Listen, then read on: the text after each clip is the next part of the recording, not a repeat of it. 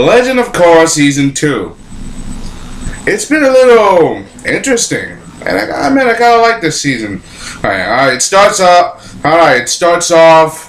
in the beginning, after 6 months of Korra defeat Haman, who turns out doesn't really know Otaku, who's really Cusman Tarlok's older brother, who is the son of Yakone, who was Republic City's dangerous villain, most daily crime boss, and revenge on Aang, and Aang defeated him.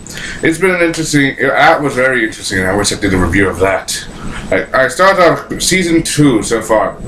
Beginning first, you get the boat making your way towards the shore or on the water. Then it's attacked by spirits. This here season is about spirits, the balance between Earth and the spirits, man and nature. I just love this chapter because we haven't seen angry spirits since the very first season of Avatar during the whole spirit world thing, and when Aang was just starting out, and that brought back some memories. Continuing forward, the harmonic continuing forward after the spirits attack.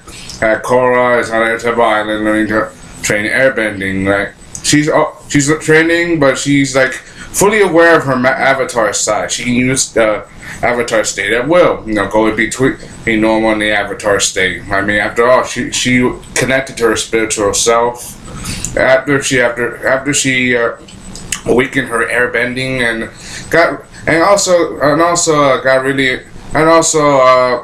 also defeated Haman and Rank 9. But you get to see other story parts from this. You get to see that things are starting to get difficult between the physical world and the spirit world. Starting off we got later in the story we get Mako, Bolin. I mean, you didn't get to see some of the favorite characters. Mako, Bolin, Tenzin. Tenzin, he's himself, always trying to teach Korra how to control and airbending, but Korra's maybe the avatar, but she still doesn't know completely mastered airbending, according to what Tenzin says. Continuing forward, you have this winter solstice festival, and the solstice festival, Bolin, Hasami, and everybody, they all come on.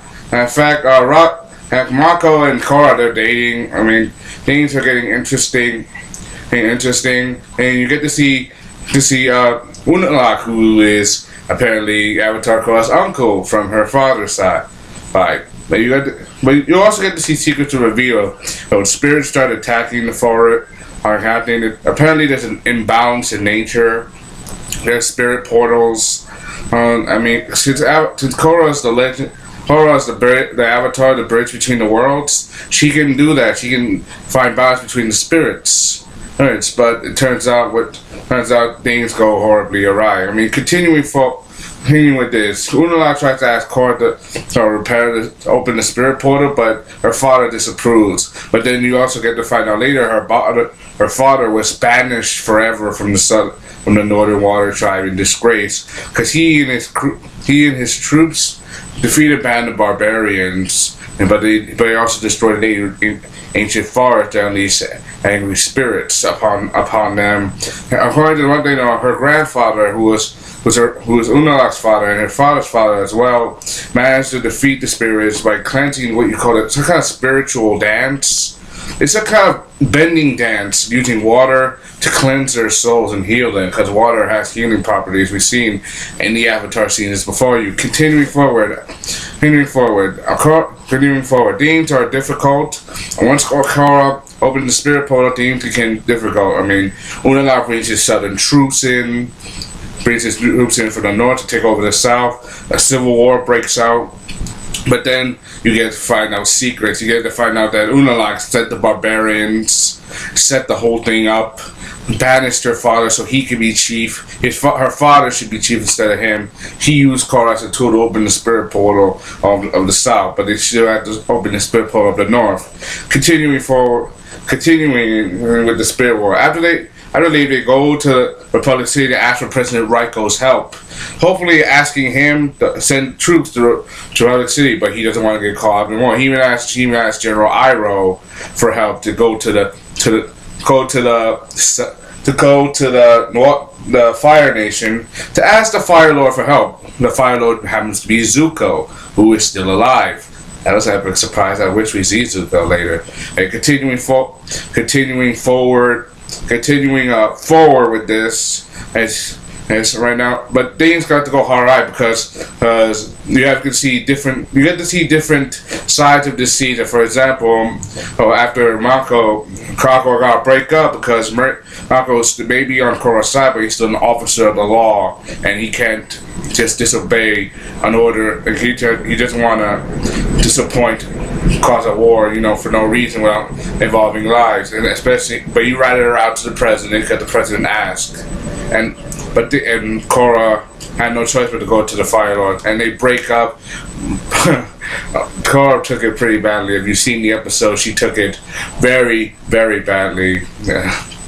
And you also get, continuing forward, you get to see she rushes to the Fire Nation, but she's attacked by Unalak's son and daughter, the twins, and Heska and Eska. They're waterbenders, and she's absolutely obsessed. Her eyes are teary-eyed because she was in love with. She basically treated Bolin like a slave, but like a boyfriend, not like a boyfriend, like a slave. And he basically abandoned her. I love that she went crazy nuts. That was funny, but despite my humor, continuing forward, they fight.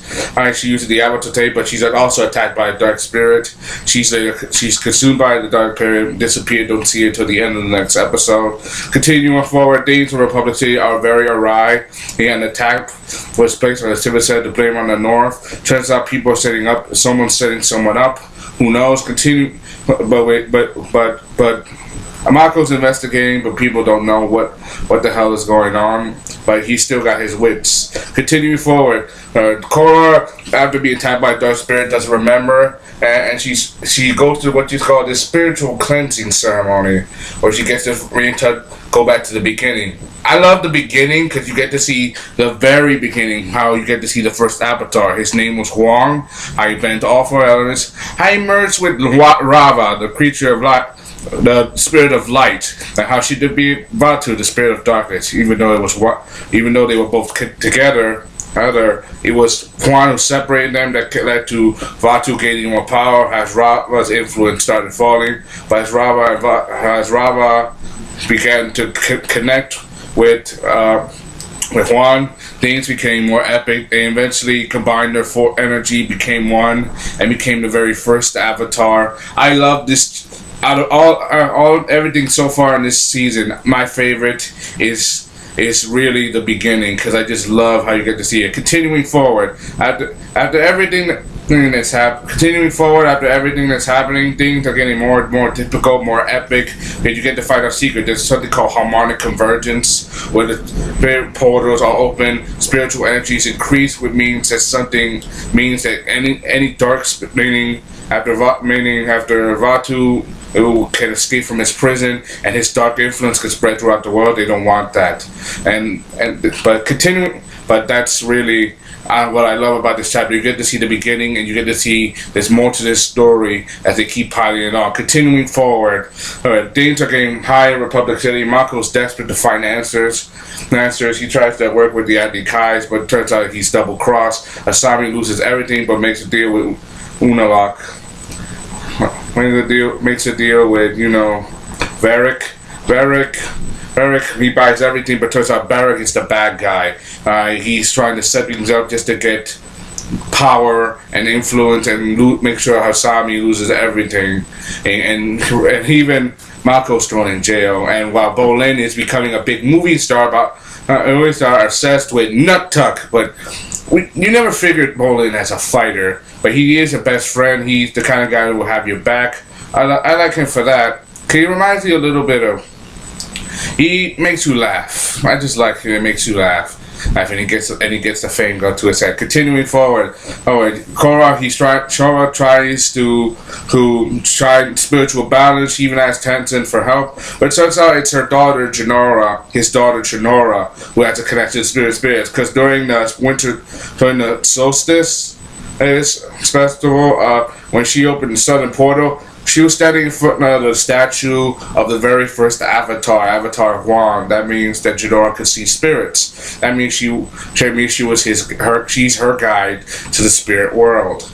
Continuing forward, things get epic. They even entered the spirit world at one point, but things get high. Korra's consumed by the spirits' influence and darkness because she is the bridge between the two worlds. She even turns into a little girl. But one of my favorite part about that episode is they brought back Iroh. I just love Iroh. Was one of my favorite characters. He was headstrong, wise, a leader. He knew what's right, even though he was a Fire Nation on the side of evil, working for the side of evil. He never abandoned anyone, especially his nephew Zuko. After all the darkness and horrible things they went through, and he stood by his side even after Zuko turned his back on him. He stood by his side no matter what. Technically, he should have been Fire Lord, but Ozai took that away from him. I think he would have made an epic Fire Lord, but we'll never get. But enough about that. Continuing forward, Korra and Jinora, they're separated, but even Jinora managed to get to Wang Shitong's library, and Wang Shitong is like. It's not doesn't want to let her in, but she shares information with him. His price, give a piece of information to get in. But it turns out Washington's a backstabber. We see how crazy he gets. That dumbass owl. He's a jackass. I just hate that owl. Continuing forward, he shows her out to Udalak. Udalak captures her. Even forces. He uses her hostage. He even turns her furry foot, that butterfly rabbit thing spirit into an evil dark spirit. Continuing forward, but this Korra managed to get advice from Iroh, go to the other side of the mountain, and found this small bird who turned out to be one of 4 birds who were connected. They form this phoenix bird. She gets to the spirit portal, tries to close it. You get to see Batu. But it turns out Udalak has her. Udalak has. As Jinora forces Korra to open the spirit portal, but that's a bad decision what she did. Either way, because Udalak doesn't hold his end of the bargain, Jinora is trapped inside the spirit world, and things are getting bad because Harmonic Convergence is coming. And as Korra and the others are getting ready to as Korra and the others are getting ready to fight back, things are getting high. The premiere of Nut Tuck with Bolin, the president was kidnapped by Varric's men just to make sure that he could force them and to send troops to the south to help stop the north. But Varric's plot is interrupted by Bolin, and eventually even Mako gets released from jail. Korra shows up again. Tenzin, she keeps asking the president for help, but he says no. He says the world is going to be destroyed. Then I need my troops here to help defend it. That president doesn't know that if he doesn't help, then he'll lose everything. I mean, a president is to protect his nation. His nation is a part of the world, so why won't he help? He's the president of the Republic, clearly, but come on, help. Things are getting bad and worse, and they're losing time as they get everything ready. They're back in the south. Korra's father's been captured by Udalak. Jinora's life force is fading. Katara tries to heal her, but it's not enough. Things are getting worse. Korra even makes a plan to get to the spirit portals, and it works. They use airplanes, aerial assault with Ubu, and it works, but they eventually get captured, overpowered and captured. And the one person that saves them all is Boomy. Boomy saves them all, but Boomy has always been like the funny type. He's like the real Boomy from Aang's past. The real Boomy from Aang's past, his best friend in the world. His old best friend. And continuing forward, he saves them, and as Korra reaches the portal, pulling out all the spirits with the Avatar state, she managed to try to close it, but it's too late. It's too late. Vatu is released, and Udalak's ultimate plan is to become a dark avatar, to merge with himself with the spirit of darkness. His Korra's her essence is merged with the spirit of light, Rava. I hope you I don't know what's gonna happen next. Hope you enjoyed. Thank you for listening to me. This is Sullivan. I'm giving my latest review of The Legend of Korra Season 2 so far. Hope you enjoyed. Thank you. Hope you watching. Comment, rest, subscribe. I'll be back next week to give you my next video. Signing off.